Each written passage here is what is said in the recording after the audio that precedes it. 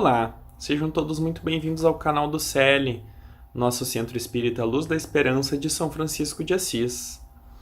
Eu sou o Guilherme, faço parte do grupo de palestrantes da casa e estou muito feliz de estar aqui hoje com vocês, para juntos estudarmos o capítulo 24 do Evangelho segundo o Espiritismo, cujo título é Não coloque a candeia debaixo do alqueire. E para estudarmos este capítulo, eu gostaria de ler um trechinho do Evangelho logo no início, que é uma passagem do Evangelho de Mateus, que diz: Ninguém acende uma candeia para colocá-la debaixo do alqueire. Ela deve ser colocada sobre um velador, a fim de que ilumine aqueles que estão na casa. Então aqui a gente já tem uma série de termos que não são muito convencionais para nós hoje em dia. Nós temos a candeia, nós temos o alqueire, nós temos o velador. E aí a gente começa a analisar o que essa mensagem está querendo nos dizer, o que são esses termos estranhos. Então eu acredito que o ponto de partida para nós começarmos o nosso estudo de hoje seria entender o que são estes três termos, o alqueire, a candeia e o velador. Começando então pela candeia. A candeia, naquela época, como não existia eletricidade na época de Jesus, as pessoas tinham que usar do fogo para iluminar as suas casas. Então, a candeia seria uma espécie de vela ou algum objeto que servia para iluminar o local. O velador, uma espécie de candelabro ou algum instrumento onde você colocava a candeia em cima e segurava com o velador para não se queimar, para você poder iluminar os lugares. E o alqueire, por sua vez, era uma caixa usada para medir a quantidade de trigo que cabia ali dentro. Então, só aí já dá para a gente entender um pouquinho o que essa mensagem quer nos dizer. Quer dizer que a gente não pode esconder a luz, né? Se nós colocarmos a candeia embaixo do alqueire, que é uma caixa, nós estaremos tapando aquela luz. Enquanto que nós deveríamos colocar aquela candeia num velador para a gente poder iluminar a casa inteira. O evangelista Lucas também fala que, neste outro livro, que não há ninguém que, depois de ter acendido uma candeia, a cubra com um vaso ou coloque sob uma cama, mas a põe sobre um candeeiro, a fim de que aqueles que entrem na casa, vejam a luz, porque não há nada de secreto que não deva ser descoberto, nem nada de oculto que não deva ser conhecido e manifestar-se publicamente. Então, nos dá mais pistas do que este capítulo e essas mensagens querem nos dizer. A luz, neste caso, tem a ver com o conhecimento das coisas. Normalmente é muito comum quando nós vemos desenhos animados, quando alguém tem alguma ideia, subir aquela nuvenzinha com aquela lâmpadazinha se acendendo. Isso porque nós temos muito bem correlacionado o conceito de luz com o conceito de conhecimento. Tanto é que no passado, quando nós estávamos logo depois da queda do Império Romano, foi uma época em que o mundo deixou de ficar unido, digamos assim, e foi chamado de época das trevas, idade das trevas, porque os povos não tinham dificuldade de conversar entre si, a questão tecnológica caiu, a questão científica ainda mais. Então era uma época conhecida como a Idade das Trevas, porque o conhecimento estava perdido. O conhecimento não estava mais dividido entre as populações do mundo daquela época. Em contrapartida, nos desenhos, toda vez que alguém tem alguma ideia ou acontece alguma coisa, tem-se o conceito de luz. A luz foi acesa, o eureka. Nós temos muito isso em nós, luz com o conhecimento. Então, o que realmente, de fato, esta mensagem está querendo nos dizer? Que nós não devemos esconder o conhecimento, nós temos que revelar ele. Então, como é que a gente pode pensar melhor sobre isso? Se nós descobrimos alguma coisa revolucionária, aquilo não deveria ser escondido da humanidade. Aquilo deveria ser revelado a fim de que afetasse a maior quantidade possível de pessoas, para aquelas pessoas também melhorarem de vida. E se nós formos parar para pensar todas as coisas que Jesus nos trouxe há mais de 2000 anos atrás e revolucionaram o mundo nunca mais foi o mesmo desde a vinda de Jesus. Nosso calendário mudou, a gente conta as datas a partir antes e depois de Jesus. As religiões apareceram, as pessoas mudaram, seus estilos de vida ficaram mais civilizadas, porque Jesus nos trouxe o conhecimento necessário para evoluirmos. Só que o problema é que muita coisa a gente não compreendeu e ainda não compreende. Só que agora, aí algumas pessoas podem nos indagar, tá, mas Jesus falava em parábolas, ele não estava escondendo o conhecimento das pessoas? Como é que ele aqui vem querer dizer que nós não devemos esconder o conhecimento das pessoas? E é uma boa pergunta, mas na verdade o que acontece é que o povo daquela época possuía um vocabulário e um idioma muito restrito, não é como nós hoje em dia que temos palavras para tudo. Eles eram muito restritos, existiam palavras que não existiam para eles. E como é que Jesus iria explicar essas coisas? Com palavras que eles conheciam. Então daí que surgiu ele falar por parábolas. Não adiantava ele falar com coisas que só hoje estamos começando a engatinhar para entender o significado, porque naquela época a possibilidade de compreensão seria remota. Então ele tinha que falar com coisas da época. Então, por isso que ele falava por parábolas. Ele usava coisas do cotidiano das pessoas para elas conseguirem compreender mais facilmente.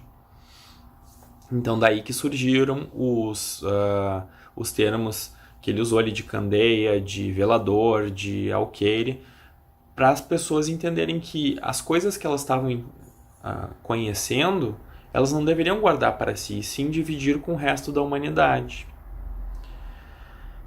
E se nós pararmos para pensar,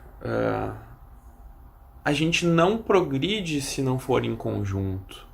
Se a gente pegar uma pessoa e colocar ela isolada no meio de uma ilha, muito dificilmente ela vai conseguir evoluir ali, ela vai estar isolada, ela não vai ter ninguém para conversar, ninguém para conseguir dividir os seus fardos, as suas tarefas, ninguém que ela consiga auxiliar, ela estará isolada.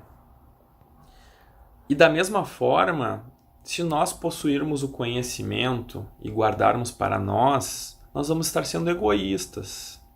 E o egoísmo é uma coisa que não estava no vocabulário de Jesus. Muito pelo contrário, ele dizia que o egoísmo nos puxava para baixo, que no momento em que nós deixarmos de sermos egoístas, no momento em que nós deixarmos de pensar no nós, no eu, e sim pensarmos no nós, no nosso, nós iríamos evoluir como raça, evoluirmos como espírito.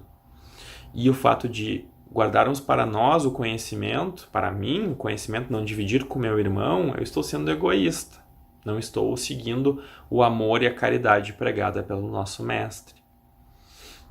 Então, muita coisa que Jesus nos trouxe naquela época veio por forma de parábolas. E muita coisa foi mal interpretada. E foi criado muita coisa em cima, muito mistério, muita fantasia em cima disso, por coisas que eram extremamente simples, coisas que eram extremamente fáceis, como o amor, a caridade, o perdão, coisas que foram interpretadas erradas, seja de propósito ou sem querer. Foi desviado o curso que originalmente tinha sido planejado para esse conhecimento chegar na população. Por N motivos, como eu disse, pela questão da compreensão daquele povo com o seu alfabeto da época. Mas mesmo que esse conhecimento tenha sido perdido, em algum momento ele foi recuperado com a vinda do espiritismo ao mundo.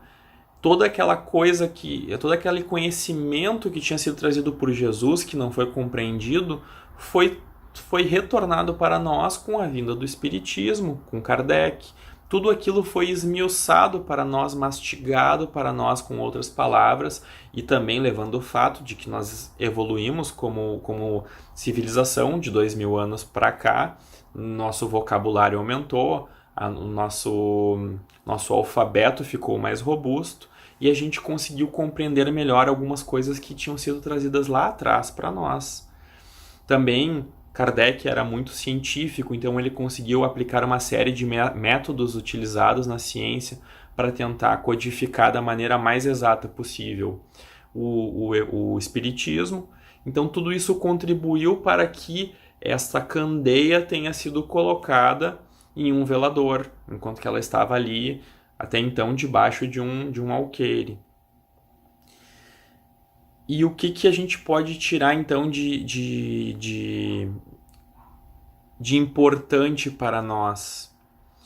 Que nós temos que estar sempre vigiantes se nós estamos procurando essa luz, se nós estamos indo nos faróis, nas candeias que são postas na nossa frente, se nós estamos buscando o conhecimento correto e no momento em que nós conseguimos alcançar uma candeia, um farol, uma vela, se nós estamos propagando ela, se nós estamos levando esta vela adiante, se nós estamos tentando ajudar o nosso irmão que está ali num quarto escuro, alcançando para ele esta vela. No caso aqui estou fazendo metáforas, seria levarmos o conhecimento a estas pessoas. É isso que Jesus quis trazer neste capítulo, não só a questão do conhecimento, de não ocultarmos, mas também de levarmos esse conhecimento para as outras pessoas, porque no momento em que as pessoas têm as coisas que nos foram passadas, tanto por Jesus quanto pelo Espiritismo posterior, né, nós temos uma fé reforçada, porque nós sabemos que a vida não termina no nosso desencarne, na morte do corpo físico. Ela continua depois. Então, uma série de coisas que nos puxariam para baixo, como, por exemplo, o fato de nunca mais vou ver tal pessoa, gosto muito da pessoa, mas ela morreu. Essas coisas a gente tem uma outra visão, porque nós sabemos que em algum momento no futuro nós todos vamos nos reencontrar. Não interessa os erros que nós fizemos, a quantidade de erros que fizemos no passado, nós sabemos que em algum momento a gente vai conseguir quitar essas dívidas no futuro. Tudo fica um pouco mais fácil, mais leve. Nosso fardo fica menos pesado com este conhecimento. E nós não podemos privar as outras pessoas de ter este alívio.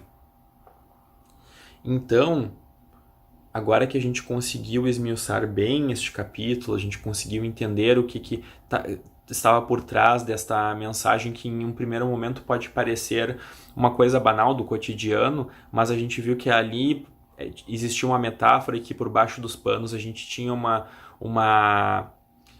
um ensinamento de vida muito grande.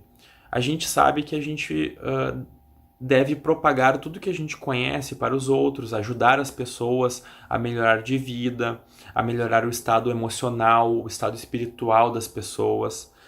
Se nós temos o conhecimento, por que privar dos outros?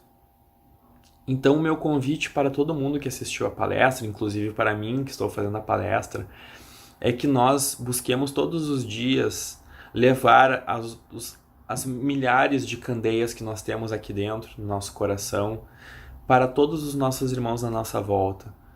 Tudo que é coisa que a gente pode contribuir com o nosso próximo, que a gente alcance essa candeia e ilumine aquele quarto escuro em que aquela pessoa se encontra.